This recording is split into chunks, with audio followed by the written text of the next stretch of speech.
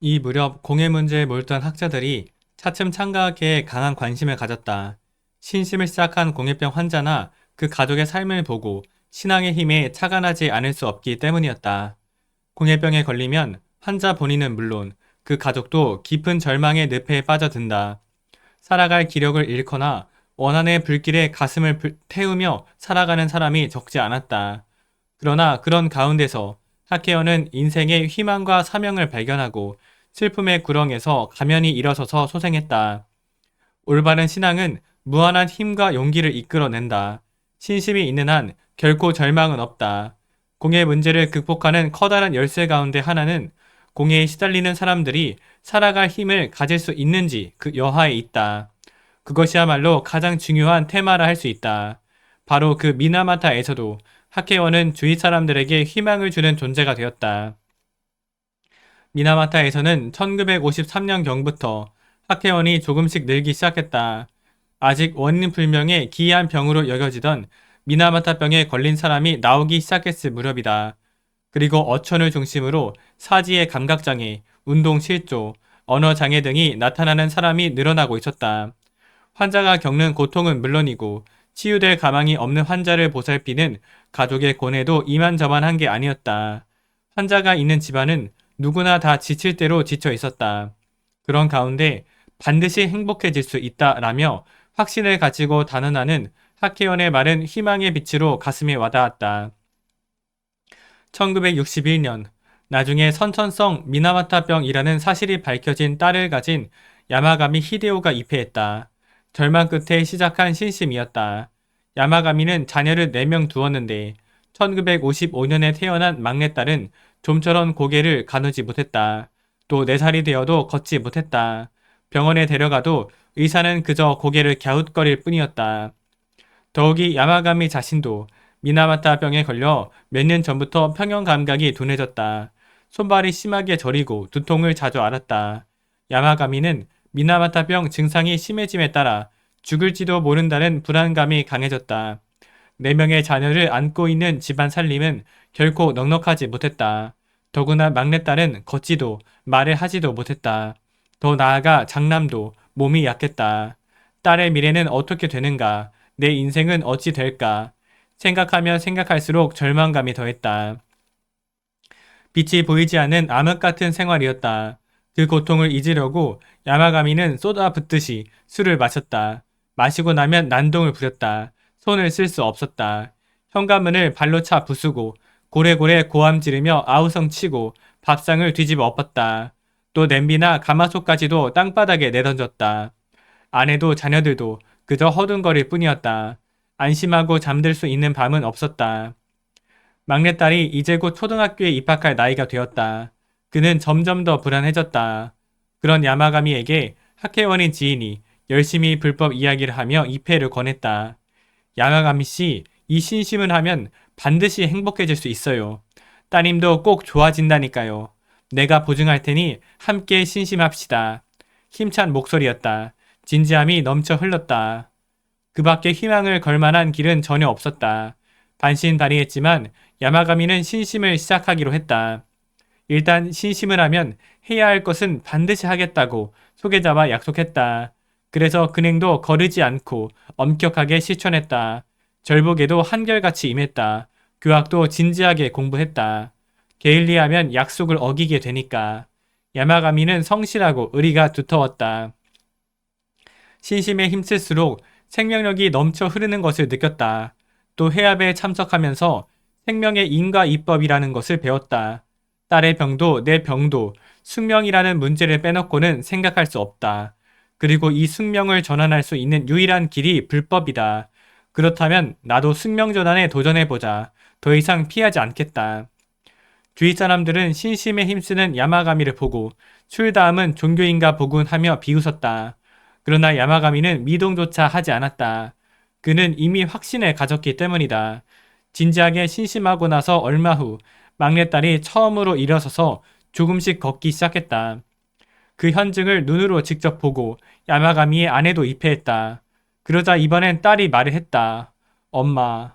부부는 놀라움이 컸다. 눈물이 쏟아졌다. 이 신심은 엄청나다. 확신은 확고부동하고 희망과 용기가 부부의 가슴속에 넘쳤다. 가정은 어느 사이에 밝은 모습을 되찾았다. 막내딸은 7살 때에 선천성 미나마타병으로 확진받았다. 또한 야마가미도 아내도 검사 결과 미나마타병으로 확인되었다. 그러나 그의 손발 저림이나 두통은 가벼워졌고 아내도 증상이 가벼워져 고통을 느끼지 못했다. 야마가미 부부는 자주 이야기를 나누었다. 미나마타병으로 고생하는 건 우리만으로 끝나야 한다. 이곳을 불국토로 만들어야 해. 그러려면 광선유포를 해야지. 어리고 귀여운 딸을 보면서 부부는 서로 다짐했다. 이윽고 장남도 차남도 모두 일하러 다니게끔 되자 경제적으로도 여유가 생겼다. 그렇지만 무엇보다도 야마가미가 기뻐한 일은 의사가 지능이 거의 발달하지 않을지도 모른다고 진단했던 막내딸이 말을 이해하고 조금씩 자기 일을 스스로 할 수 있게 된 점이다. 야마가미네 집에는 언제나 웃음꽃이 피었다. 그 담소의 중심은 선천성 미나마타병을 갖고 태어난 막내딸이었다. 야마가미는 맹세했다. 병을 가지고 태어난 딸이 있었기에 우리는 신심하게 되었어.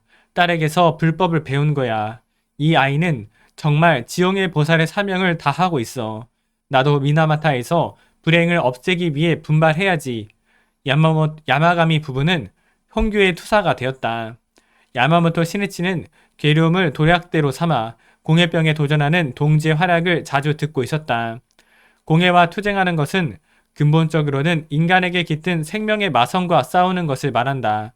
기업가도 학자도 관리도 주민도 모두 보신이나 에고이즘이라는 마성을 타파해야만 해결할 길이 열린다.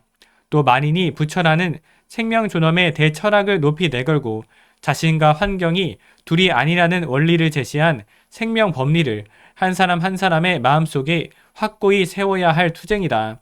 그리고 현실 사회에 개혁의 파동을 확산해야 한다. 인간 혁명에서 사회 변혁으로 바로 이것이 광선유포의 대운동이다. 시네치는 공해의 땅에서 과감하게 투쟁하는 동지들을 위해 진지하게 제목을 끊임없이 보냈다. 또 시네치는 공해 문제에 열중하는 연구자들도 만나 진지한 마음으로 이야기에 귀를 기울여 공해에 대해 배웠다. 바르고 깊은 지식을 갖는 것은 문제를 해결하는 단서가 되기 때문이다. 공해를 근절하고자 일어선 시니치에게 호응하여 세이쿄 신문도 자주 공해 문제를 특집으로 편성했다. 악을 보고 방치하는 것은 결과적으로 악에 가담하는 것이나 다름없다. 세이쿄 신문 기자들은 공해가 발생한 지역을 직접 찾아가 철저히 취재했다.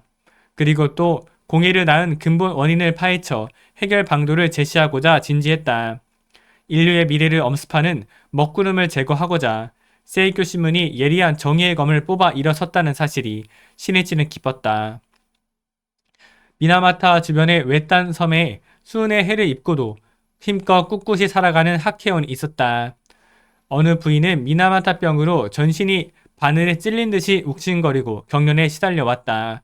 경영하던 식당과 잡화점도 문을 닫을 수밖에 없었다. 기이한 병에 걸린 사람의 집에 마을 사람의 발걸음이 점점 뜸해졌기 때문이다. 집세도 내지 못해 퇴거를 강요당했다. 그 부인은 절망 끝에 불법 이야기를 듣고 창가학회에 입회했다. 불가사의하게도 신심을 시작한 직후부터 통증이 그쳤다. 섬에서는 학회에 대한 편견이 뿌리 깊었다.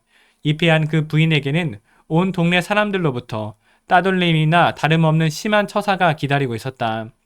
그러나 지지 않았다. 진지하게 신심에 면려함에 따라 증세는 차차 회복되고 진통제 주사도 필요 없게 되는 체험을 했기 때문이다. 신심으로 생명력이 증대하였다. 신심을 지속하면 반드시 행복해질 수 있다고 확신했다. 그 부인은 자신뿐만 아니라 섬 사람들에게 불법을 알려 행복하게 해주고 싶었다. 그렇기 때문에 아무리 욕을 하더라도 먼저 웃는 얼굴로 인사했다. 이윽고 미나마타병의 원인이 화학회사가 방류한 메틸수은 화합물이라는 사실이 밝혀졌다. 화학회사 간부는 무릎 꿇고 사죄했다. 그때 그 부인의 입에서 나온 말은 원한으로 가득 찬 시끄러운 욕설이 아니었다. 당신들 우리에게 잘못을 빌지 않아도 돼요. 그보다 본尊님께 진심으로 용서해달라고 사죄하세요. 참회하세요. 미나마타병을 일으켜 자신의 몸을 망가뜨리게 한 화학회사는 그 부인에게는 아무리 미워해도 모자랄 정도의 상대일 것이다. 물론 그 부인에게도 우리가 이런 병으로 고생한 것은 이 화학회사 때문이다. 당연히 화학회사에 그 책임을 물어야 한다는 마음이 강했다. 그렇지만 동시에 그 부인은 생면의 인과라는 차원에서 왜 자신이 미나마타병으로 고생해야 하는지를 응시하고 있었다. 그리고 그 수겁은 금세의 신심으로써 반드시 소멸할 수 있다고 확신한 터였다. 아니, 병에 지지 않고 강하게 끝까지 살아가는 모습을 통해 불법의 공력을 사람들에게 나타내는 것이 이 세상에서 자기의 사명이라고 느꼈다. 또 공해로 고생하는 사람이 없는 사회를 기필코 만들겠다고 결의했다. 그 부인은 꿇어 엎드려 사죄하는 화학회사 간부를 보고 오히려 가엾게 여겼다. 이 사람들은 결과적으로 수많은 사람들의 목숨을 빼앗고 괴롭혀 중죄를 범하고 말았다. 사회적인 책임이 추궁될 뿐만 아니라 생명의 인과 입법에 의해서도 엄중한 과보를 받게 된다. 부인은 불쌍해서 견딜 수 없었다. 그래서 본조님께 사죄하고 참회해서 멸죄하라고 힘껏 호소했다. 신이치는 만감이 교차하는 심정으로 이야기했다. 어서 오세요. 잘 오셨습니다. 기다리고 있었습니다. 만나 뵐 수 있기를 고대했습니다. 나는 여러분이 숙명에 꺾이지 않고 절망에 지지 않으며 자기 자신에게 승리하여 이곳에 모이셨음을 잘 알고 있습니다. 여러분이 바로 인생의 위대한 승리자입니다. 앞으로도 더욱 강하고 강하게 꿋꿋이 살아주십시오. 이 가운데에는 공해 때문에 병을 앓는 분도 계실 겁니다. 그러나 그 병에 지지 않고 강하게 끝까지 살아가는 자체가 사람들의 희망이 되고 불법의 힘을 증명하는 것이 됩니다. 괴로움을 꾹 참고 견뎌낸 여러분은 행복해질 권리가 있습니다. 여러분 손으로 사회를 바꾸어야 합니다. 자, 투쟁합시다. 공해를 일으킨 대우주의 편만한 마성을, 인간의 생명에 깃든 마성을 타파하기 위해. 공해의 피해는 공해 물질을 아무데나 흘려보낸 기업이 잘못을 인정하고 보상금이나 배상금을 많이 물었다고 해도 결코 그것만으로는 끝나지 않는다. 공해병을 앓는 환자의 고통은 계속된다. 그렇기 때문에 공해의 고통에 오는 사람들에게 살아가는 용기를, 미래를 향한 희망을 일깨워주는 일이 무엇보다 중요하다. 또 격려하는 인간의 스크럼이 필요하다. 더 나아가 공해를 근본적으로 해결하기 위해서는 현대 문명의 참 모습을 근원적으로 되묻고 새로운 인간 철학을 수립해야 한다. 거기에 창과학계가 완수해야 할 역할이 있다. 현실 사회를 개혁할 의지를 잊은 종교는 죽은 종교다. 한 사람 한 사람의 인간을 내면에서부터 각성시켜 사회 변혁의 주체자로 삼는 종교 운동이 바로 창가의 인간혁명이라는 커다란 운동이다. 자, 어서 전지입니다. 일생을 헛되이 보내고 만세에 후회하는 일 없을지어다. 자, 화강신문입니다. 결혼을 앞두고 설렘으로 잠을 설칠 만큼 결혼에 대한 기대가 컸던 정희씨. 행복한 가정을 이루고픈 꿈이 간절했지만 현실은 달랐다. 남편의 짜증과 불평의 화살은 예리하게 가슴을 파고들어 상처를 남겼다. 끝모를 불행의 늪에서 허우적대던 어느 날, 미용실에서 남녀 호랭개큐를 부르면 어떤 어려움도 극복할 수 있다는 대화를 엿들었다. 집에 가자마자 꾸깃꾸깃한 쪽지에 눌러쓴 남녀 호랭개큐를 따라 부르기 시작했다. 발음하기 어려워 한 글자 한 글자씩 또박또박 간절한 바람을 담아 불러나갔다. 창제를 거듭할수록 남편이 짜증을 내는 현상에 반응하기보다 남편이 짜증 날 수밖에 없는 상황에서도 묵묵히 일을 하는 입장을 처음으로 생각할 수 있었다. 그러자 감사함이 마음 깊은 곳에서 올라왔다. 남편의 불평이 두려워 말문을 닫은 자신의 태도부터 바꾸기로 했다. 미소를 머금고 말 한마디를 먼저 건네 대화에 물꼬를 텄고 사소한 것 하나하나 칭찬하며 정다운 분위기를 만들기 위해 노력했다. 그렇게 창질을 지속하던 어느 날 남편이 웃으며 귀가했다. 그 다음 날은 꽃을 사왔다. 꽃을 받으니 그간의 고생이 잊혔어요. 아직도 길가에 있는 꽃만 봐도 그때 생각이 나요. 이날은 아침 저녁 근행을 30분씩 했고 신인간혁명, 어서전지, 기관지 등을 연찬했습니다. 자타의 행복을 위한 진지한 기원과 도전 6일차로 매일 신심 운동 공부 81일차로 지속해 오고 있습니다. 일본어 3단어 암기 34일차, 영어 10단어 암기 131차, 영어 듣기 한지문 정리 43일차, 영어 읽기 한지문 정리 34일차, 경제 공부 한 아티클 정리 53일차, 전공을 37일차로 지식재산학을 공부해 오고 있습니다. 이날의 신심일기입니다. 1시에 퇴근, 내일 건간부의 참석을 위해 모든 업무를 끝마쳤다. 감사합니다.